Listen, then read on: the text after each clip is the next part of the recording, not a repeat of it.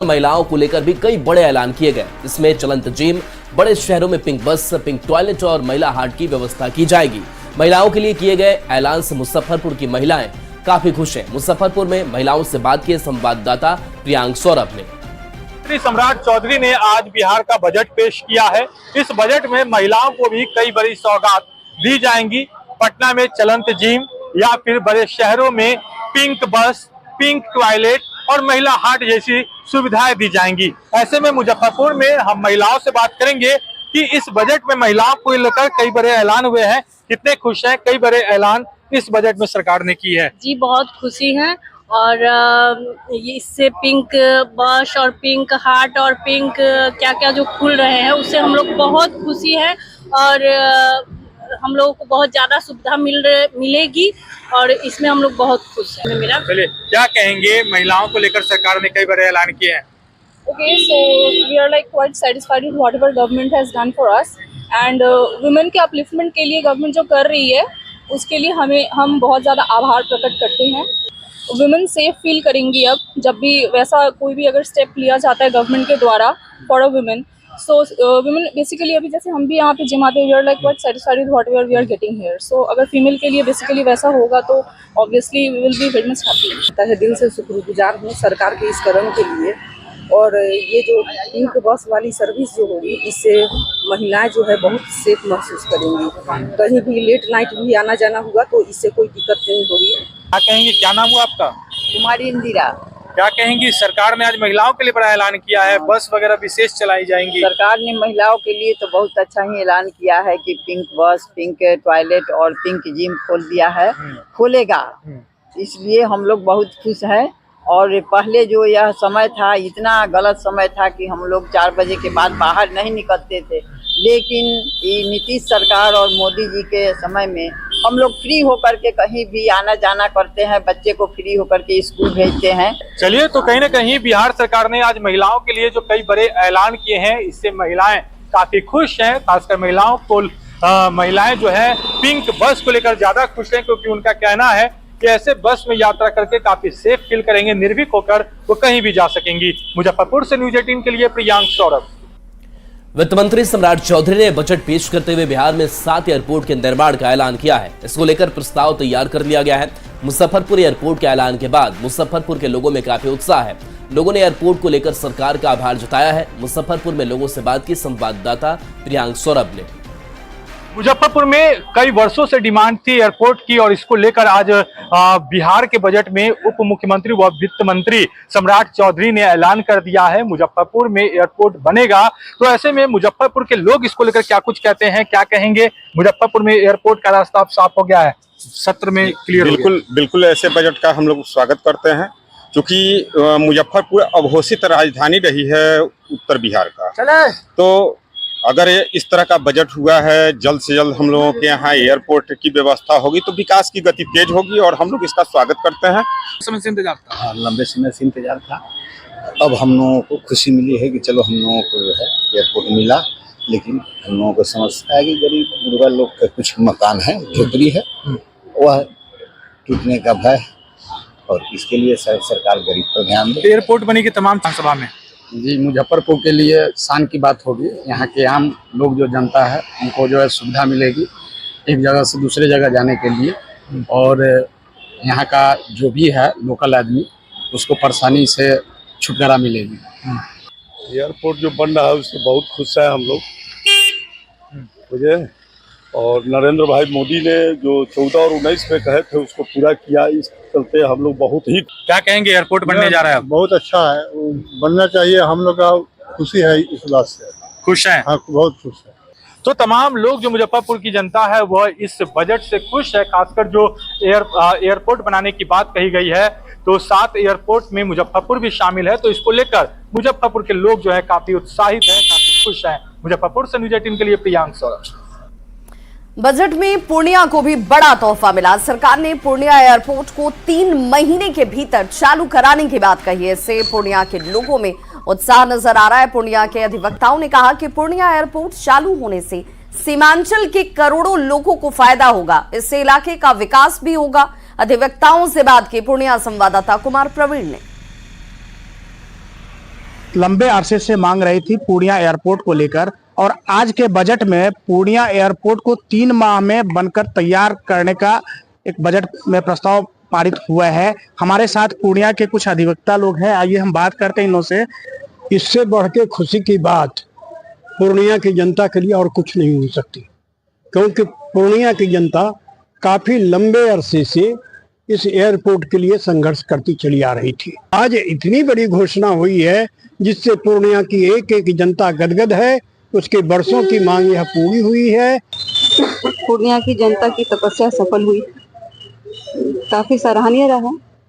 और एयरपोर्ट होने से कम पूर्णिया में 2-3 चीजों के लिए लाभ होगा। व्यापारिक दृष्टिकोण से, सामाजिक दृष्टिकोण से कहा जाए तो बच्चों के लिए भी अच्छा रहेगा। एजुकेशन के लिए हम लोगों को कल तक बागडोगरा तक जाना होता था, इकोनॉमिक पॉइंट ऑफ व्यू से भी सही रहेगा। बिल्कुल बहुत खुशी का बात है, इसलिए कि कहीं ना कहीं बहुत संघर्षरत थे इसके लिए, और हर दृष्टिकोण से अच्छा है। हम बहुत बहुत आभार प्रकट करते हैं कि 3 महीना में कह रहे हैं कि अब ये बस धरातल पे हो जाए कि हाँ 3 महीना में हम लोग सब साथ में इसका स्वागत कर सकते। ये बहुत खुशी की बात है। हमारे यहाँ पे एयरपोर्ट नहीं था और अब होने जा रहा है, और बच्चे जो बागडोगरा से जो जाते थे अब ये यहाँ से जाएंगे, और मेडिकल की भी सुविधा हो जाएगी। और बहुत अच्छा लग रहा है कि यहाँ पे एयरपोर्ट बन रहा है, और 3 महीने के अंदर में बन रहा है, ये भी बहुत अच्छा लग रहा है। और पूर्णिया के लोगों में एयरपोर्ट के चालू होने को लेकर काफी खुशी है, और लोगों का कहना है कि अगर ये एयरपोर्ट चालू हो जाता है, हालांकि सरकार ने 3 माह का टाइम दिया है कि पोर्टा केबिन बनाकर 3 माह के अंदर यहाँ पर एयरपोर्ट चालू किया जाएगा, ऐसे में इस इलाके की तस्वीर और तकदीर बदल जाएगी। कुमार प्रवीण, न्यूज 18 पूर्णिया। नीतीश कुमार के बेटे निशांत के सियासत में एंट्री को लेकर सियासी सरगर्मी तेज है। जेडीयू गोपाल मंडल ने निशांत को लेकर बड़ा बयान दिया है। गोपाल मंडल ने कहा कि निशांत राजनीति में आ गए हैं। गोपाल मंडल के बयान पर सियासत गर्मा गई है।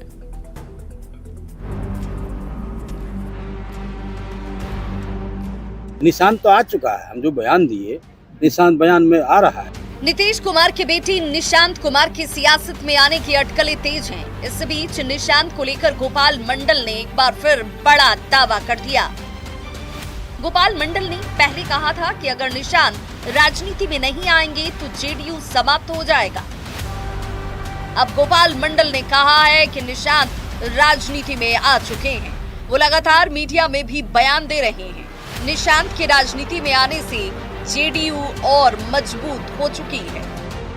नीतीश कुमार कितना, इनका अब की बार जन्मदिन मनाया गया 74 साल, ठीक है, और कितना बार बनेंगे, ये बनिए रहे हैं, इसलिए निशांत को लाना चाहिए। तो निशांत तो आ चुका है, हम जो बयान दिए निशांत बयान में आ रहा है, साधारण मजबूत, अभी हिम्मत बन गया सबको, निशांत आ गया। निशांत राजनीति में आ चुके हैं। गोपाल मंडल के इस बयान पर सियासत गर्मा गई है। आरजेडी का साफ कहना है कि निशांत राजनीति में आ चुके हैं, तो बीजेपी और जेडीयू इस पर कुछ भी साफ कहने से बच रही है। जेडीयू और बीजेपी नेताओं का कहना है कि अगर निशांत राजनीति में आते हैं तो उनका स्वागत है। आना चाहिए, कहना है वो आए, आना चाहिए, स्वागत है, रहेंगे तो ठीक रहेगा, पार्टी मजबूत रहेगी। कहने से पार्टी को मजबूती मिलेगी? हाँ, क्यों नहीं मिलेगी, अगर आते हैं तो अच्छी बात है। कुछ कहना नहीं है, लोकतंत्र है, हर व्यक्ति को अधिकार है ना, और उसमें निर्णय लेना निशांत जी को जा करके डिसीजन को लेना है ना, जा करके उसमें अन्य पार्टी से क्या मतलब है। जा करके वो तो जिस तरीके से बयान दे रहे हैं, और पिछले 20 वर्षों से उनका कोई बयान नहीं आ रहा था, इसे महसूस होता है, और वो तो स्पष्ट है कि वो जो है राजनीति में आ चुके हैं। निशांत के राजनीति में आने के सवाल पर सियासत थम ही नहीं रही। निशांत पर राजनीतिक दलों के बयान लगातार सामने आ रहे हैं। निशांत भी अब मीडिया के सामने लगातार बयान दे रहे हैं, और ऐसे में निशांत के राजनीति में आने को लेकर सियासी सुगबुगाहट तेज हो गई है। गोपाल मंडल ने निशांत पर बड़ा बयान देकर इसे और तूल दे दिया है। न्यूज 18 के लिए भागलपुर से आशीष रंजन के साथ पटना से आनंद अमृतराज की रिपोर्ट। 6 मार्च को आरएसएस प्रमुख मोहन भागवत बिहार पहुंच रहे हैं। वैसे तो उनका ये दौरा एक निजी कार्यक्रम में शामिल होने को लेकर है, पर इसके सियासी मायने जरूर निकाले जा रहे हैं।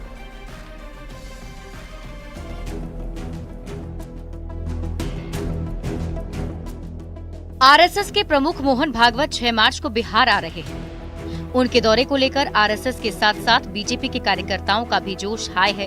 तैयारियां जोर शोर से की जा रही है और सुरक्षा के भी पुख्ता इंतजाम किए गए हैं। चुनावी साल में आरएसएस प्रमुख के इस दौरे को काफी महत्वपूर्ण माना जा रहा है, क्योंकि मोहन भागवत पहली बार इंडो नेपाल बॉर्डर पर किसी सभा का संबोधन करने वाले हैं। मोहन भागवत का संबोधन सुनने के लिए भारत समेत नेपाल से हजारों स्वयंसेवक हिस्सा लेंगे। वो हस्ती है जिसके बारे में जितना भी व्याख्यान किया जाए वो कम है। और यहाँ की तैयारी तो पूरे वीरपुर वासी, पूरा आरएसएस परिवार, पूरा संघ परिवार, पूरा भाजपा परिवार, सब एक तरफ से सब मिलकर इसमें जोर से तैयारियों में लगे हुए हैं।